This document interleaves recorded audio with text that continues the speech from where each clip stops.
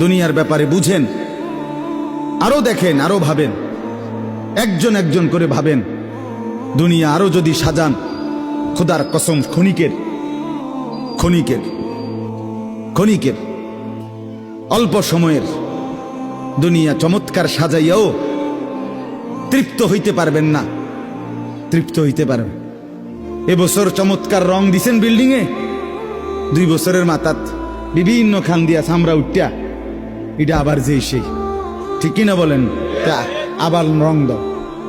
এই সোফা চমৎকার বানাইছিল, ওই যে বার্নিশ নাই, দেখেন এই যে সোফা, এটা এই যে দেখেন, কথা বলেন না, এই সোফা এটার মধ্যে আসেনি বার্নিশ, তো এটা আবার কি করতে হইব? তো লাভ হইল কই? দুনিয়া তো ধোকা, দুনিয়া ধোকা।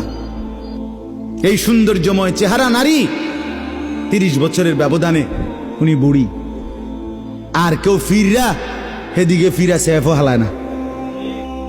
আজ যেই যুবতী, যেই বেহায়া নারী, বেপর্দা মহিলা বাজারে বাজারে ঘুরতো, যৌবন, আরে সেটা তার সম্পদ না, তারটা হইলে তো নিজের হইলে তো সে কখনোই বুড়া হইতো না।